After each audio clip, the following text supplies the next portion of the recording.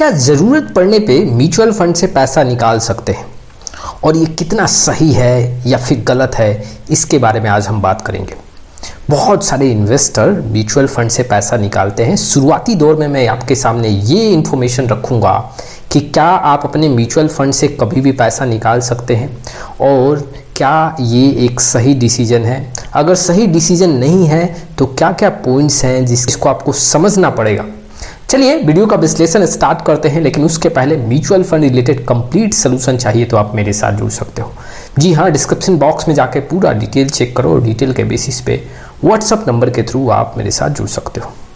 देखो, अगर mutual fund की बात करें, अगर आप म्यूचुअल फंड में पैसा लगाते हो तो यहाँ पे एक ओपन एंडेड स्कीम होता है और एक क्लोज एंडेड स्कीम्स होता है। देखो, अगर आप ओपन एंडेड स्कीम में पैसा लगा रहे हो तो यहाँ पे आप पैसा कभी भी इन्वेस्ट कर सकते हो और कभी भी विड्रॉ कर सकते हो। लेकिन कुछ एक कैटेगरी के फंड हैं जहाँ पे आप पैसा तो लगा सकते हो बट विड्रॉल के लिए वहाँ पे लॉक इन पीरियड है।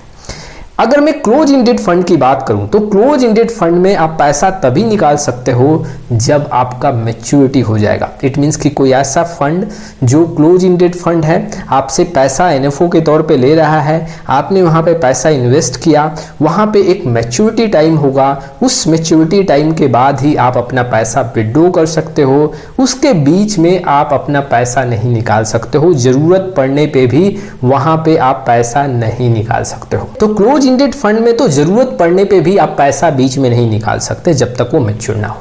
ओपन एंडेड स्कीम्स में जरूरत पड़ने पे वहां पे पैसा निकाल सकते हो, लेकिन कुछ एक कैटेगरी, जैसे कि अगर हम ईएलएसएस फंड की बात करें तो वहां पे 3 साल का लॉक इन पीरियड है। इट मीन्स कि पैसा तो आप कभी भी इन्वेस्ट कर सकते हो, लेकिन जरूरत पड़ने पे आप पैसा 3 साल के बाद ही निकाल सकते हो।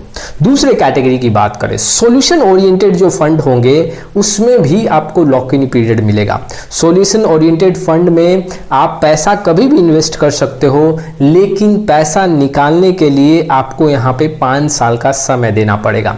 इट मीन्स कि 5 साल के अंदर आप यहाँ पे कोई भी विड्रॉवल नहीं कर सकते हो, जरूरत पड़ने पे भी पैसा नहीं निकाल सकते हो। और अगर आप एसआईपी भी कर रहे हो तो हर एक एसआईपी अमाउंट का यहाँ पे 5 साल का ड्यूरेशन कंप्लीट होना चाहिए।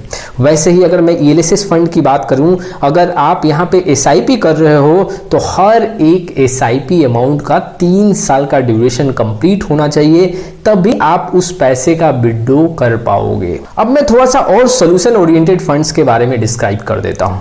देखो, सॉल्यूशन ओरिएंटेड फंड्स के कुछ एग्जाम्पल मैं आपके सामने रखता हूं, जैसे कोई रिटायरमेंट फंड्स, जी हाँ, वहां पे आपको 5 साल का लॉक इन पीरियड मिलेगा। कोई ऐसा फंड जो बच्चों के लिए हो, वहां पे 5 साल के लिए आपको लॉक इन पीरियड मिलेगा। इट मीन्स कि वहां पे पैसा तो जमा कर सकते हो, लेकिन जरूरत पड़ने पे पैसा नहीं निकाल सकते हो जब तक कि उसका लॉक इन पीरियड कंप्लीट ना हो जाए। ओपन एंडेड स्कीम्स की बात करें तो यहाँ पे ईएलएसएस और सॉल्यूशन ओरिएंटेड को यहाँ पे अगर हम साइड में करें तो हर एक फंड से आप कभी भी पैसा जरूरत पड़ने पे निकाल सकते हो, कभी कुछ भी जरूरत हुआ तो निकाल सकते हो।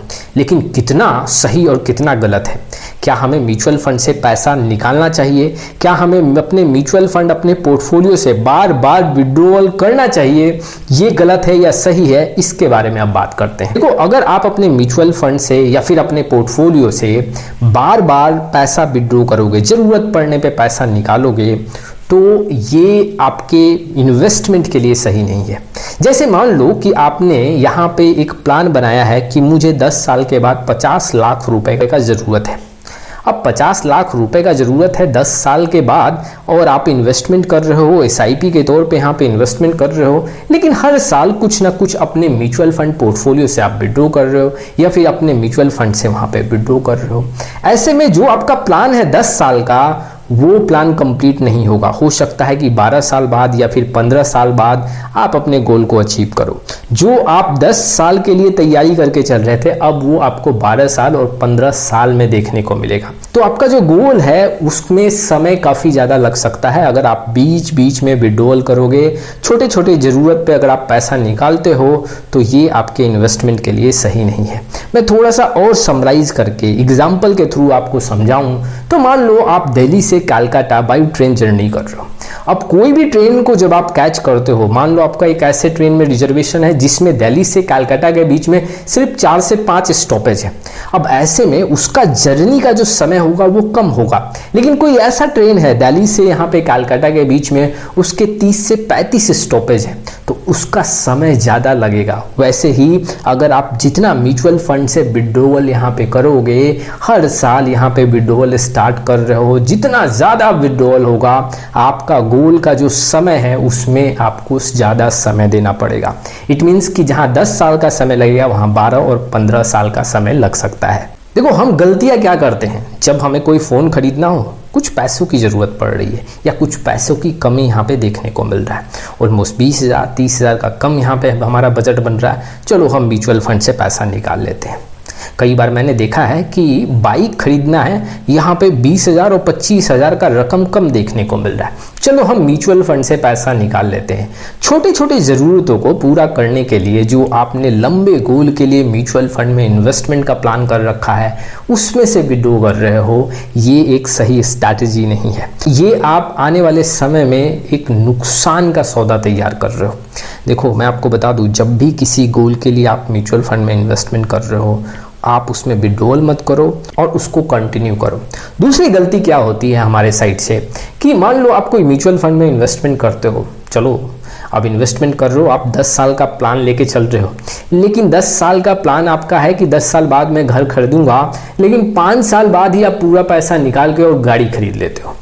जिस पर्पस के लिए, जो भी गोल आपका डिसाइडेड है, उस गोल के लिए अगर आप म्यूचुअल फंड में इन्वेस्टमेंट कर रहे हो तो वो पैसा उसी गोल के लिए यूज करो, ना कि यहाँ पे आपका कोई गोल बीच में तैयार हो गया तो वहाँ पे पूरा पैसा विड्रॉ करके उसमें आप यूज करो।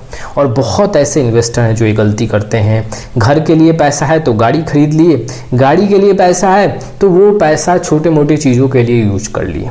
ये गलती नहीं करना है। मैंने ये भी एग्जाम्पल देखा है कि बच्चों के लिए, कई ऐसे पेरेंट्स हैं बच्चों के लिए यहाँ पे इन्वेस्टमेंट स्टार्ट करते हैं, 4,000 5,000 का SIP स्टार्ट कर दिए, 5 साल बाद 8 साल बाद उनको लगा अब गाड़ी की ज़रूरत है, चलो हमें सबसे पहले गाड़ी खरीद लेते हैं, बच्चों का तो प्लानिंग फिर से होता रहेगा। और होता क्या है, जब वो समय आता है तो उस समय पैसों का काफ़ी ज़्यादा तंगी हो जाता है और फिर परेशानी बढ़ जाता है। तो ये गलती नहीं करना है। अपने इन्वेस्टमेंट से बीच बीच में पैसा नहीं निकालना है और जो भी इन्वेस्टमेंट कर रहे हो, जिस गोल के लिए आप यहाँ पे सेट करके चले हो उसी गोल के लिए यूज करो।